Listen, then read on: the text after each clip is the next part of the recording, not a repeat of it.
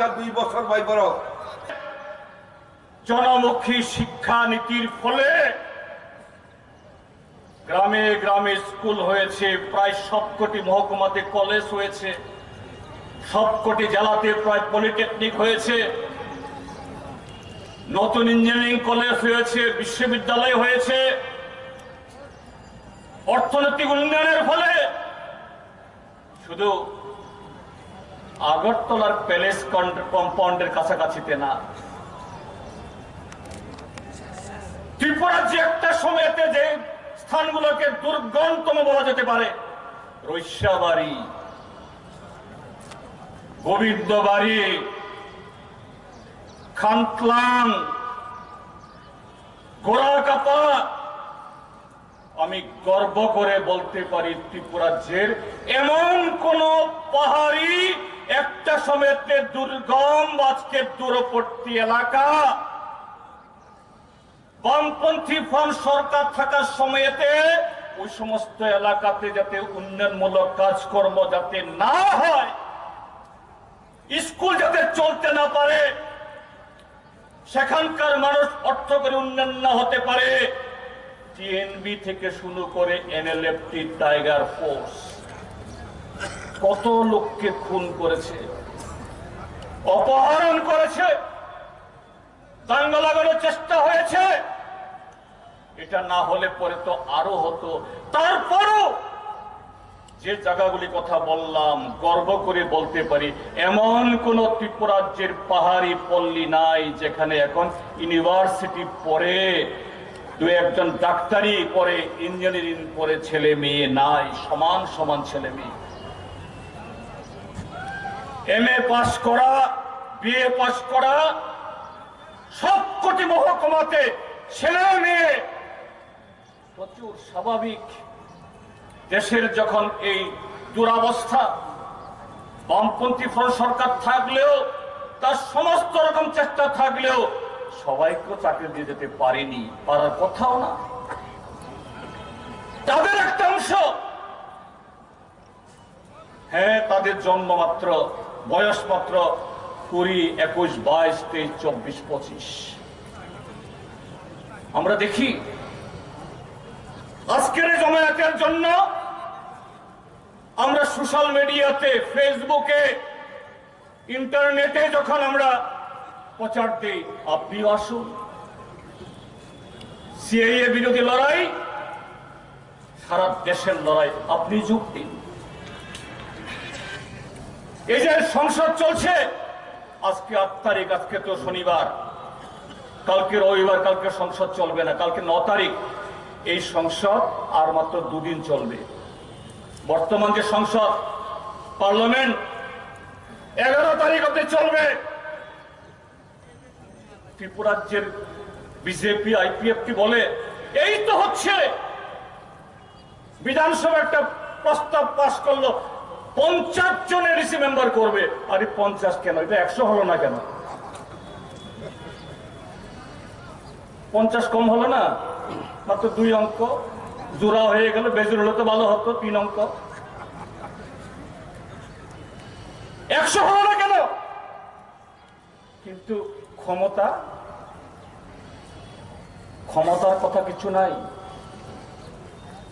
অধিক ক্ষমতা, ককবরককে অষ্টম তপশিল অন্তর্ভুক্ত করা, নীতি আয়োগ থেকে ফান্ড আনা, এডিসি এলাকাতেও মিউনিসিপাল কমিটি করা। আমাদের কাঞ্চনপুরে মানুষের কি স্বাদ নাই? গন্ডাছড়া লোকের কি এই স্বাদ নাই? খুমুনগা লোকের কি স্বাদ নাই? এখানেও নগর পঞ্চায়েতের মতো, মিউনিসিপাল কাউন্সিলের মতো রাস্তায় রাস্তায় সিএফএল এর লাইট চলে, জলের বন্দোবস্ত অন্য হয়। কোথায় পার্লামেন্টে আসলো না? যদি সদিচ্ছা থাকতো, নরেন্দ্র মোদী, অমিত শাহ তো মাত্র 1 দিনের নোটিশে কাশ্মীর 370 দ্বারা বাতিল করে দিল। 1 দিনের আলোচনাতে সিএবি পাস করে সিএএ করলো। 24 ঘন্টার মাথায় রাষ্ট্রপতিকে দিয়ে সই করিয়েও নিল। কেন উদ্যোগ হলো না? মেবার কুমার জমাতিয়া, তিনি তো ট্রাইবেল ওয়েলফেয়ার মিনিস্টার। একটা শব্দ আছে খাইসা কর্তম, আইন কার্যকরী হতে দেব না আমরা। কিন্তু বন্ধুরা, ত্রিপুরাজ্যের মধ্যে আমরা সিটিজেনশিপ অ্যামেন্ডমেন্ট অ্যাক্টের বিরুদ্ধে joint action committee against the citizenship amendment bill করে যারা 9 তারিখে যারা বন্ধ ডেকেছেন, আমরা সমর্থন করি। তাদের প্রতি আমাদের সলিডারিটি আছে। যারা বিক্ষিপ্ত ভাবে এখানে সেখানে যারা মিছিল করেছেন, প্রতিবাদ করেছেন, তাদের প্রত্যেকের প্রতি আমাদের সহানুভূতি আছে, সমর্থন আছে। কিন্তু ত্রিপুরাজ্যের মধ্যে কিছু দল, আমি নাম উল্লেখ করতে চাইছি না, সিটিজেনশিপ অ্যামেন্ডমেন্ট অ্যাক্ট বিল এনেছে নরেন্দ্র মোদী, অমিত শাহ, বিজেপি দলের সরকার। আর এখানে ত্রিপুরাজ্যের মধ্যে এই দলগুলো 10টা কাঞ্চনপুরের নিরীহ দোকানদারের দোকান লুট করে সিটিজেনশিপ অ্যামেন্ডমেন্ট বিলের বিরোধিতা। মনোঘাট বাজারে কলা ব্যাপারীর কলা লুটে নিয়ে গিয়ে সিটিজেনশিপ অ্যামেন্ডমেন্ট অ্যাক্টের বিরুদ্ধে বিরোধিতা। গন্ডাছড়াতে 2 সম্পদের মধ্যে বিভেদ লাগিয়ে সিটিজেনশিপ অ্যামেন্ডমেন্ট অ্যাক্টের বিরোধিতা। সিটিজেনশিপ অ্যামেন্ডমেন্ট অ্যাক্টের লড়াই তো পাহাড়ি বাঙালি লড়াই না। আর সেই শক্তিগুলো যখন নিরাপদ জায়গায় থেকে কিছু অল্প বয়সী ছেলেদেরকে লেলিয়ে দিয়ে সারা ত্রিপুরাজ্যের মধ্যে একটা অন্যরকম পরিবেশ তৈরি করল, বিপ্লব কুমার দেব মনে মনে খুব অট্টহাসি হাসছেন। বাবা, আমাদের কাজ তো করে দিচ্ছেন রে আমাদের বন্ধুরা। গত 22-23 মাসে এই ভীষণ ডকুমেন্টের সরকার, ডাবল ইঞ্জিনের সরকার, যারা বেকারদের কাছে প্রতিশ্রুতি দিয়েছিলেন মিস কলে চাকরি হবে, কর্মচারীদেরকে প্রতিশ্রুতি দিয়েছিলেন কেন্দ্রীয় সরকারের চাইতে বেশি বেতন পাবে, এ রাজ্যের কৃষকদের যারা প্রতিশ্রুতি দিয়েছিলেন তাদের ইনকাম ডাবল 3 ডাবল হবে, রেগায় যারা কাজ করে তাদের প্রতিশ্রুতি দিয়েছিলেন 100 দিন কেন 200 দিন কাজ পাবে, 170 টাকার ডাবল 340 টাকা মজুরি পাবে, 700 টাকার ভাতার জায়গাতে 2000 টাকা ভাতা পাবে।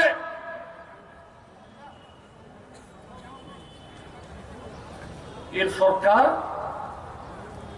আগরতলার বাইরে পুলিশ পল্টন পরিবৃত হয়ে মাঝে মধ্যে যায়, জনতার দরবার, সেই জনতার দরবারে ওই ছাকনি দিয়ে ছাকা কিছু লোক ছাড়া কেউ আসতে পারে না। এত ভয় সেই জায়গায় এই সাধারণ মানুষ, নিরীহ মানুষ, পাহাড়ি বাঙালি, এদের মধ্যে সাময়িক উত্তেজনা তৈরি করে বিপ্লব দেবদের আজকে এই জনরুষ থেকে, জনবিচ্ছিন্নতা থেকে তাদেরকে কিভাবে জামিন দেবে তারা? বিজেপি সরকারের যে জনবিরোধী চেহারা, ট্রাইবেল বিরোধী চেহারা, এটাকে আড়াল করার জন্য এই আইপিএফটি দল কাজ করেছে, যারা মন্ত্রিসভাতে তারা যে বিধানসভা নির্বাচনকে বলেছিল ত্রিপুরাল্যান্ডের শব্দ উচ্চারণ করতে সাহস করে না, বিধানসভাতে ত্রিপুরাল্যান্ড সম্পর্কে একটা প্রস্তাব উত্থাপন করতে সাহস করে না। আজকে এরকম একটা সময়তেও এদের জামিনদারের কাজ তারা করছে, কিন্তু পার পাবে না, পার পাবে না। আজকে সেই দলগুলো আমাদের পাহাড়ি অংশের মানুষদের, ইন্ডিজেনাস পিপলদের, আবার ফাঁদে ফেলার জন্য, বিভ্রান্ত করার জন্য কিছু কিছু মিছিল করতে হয়।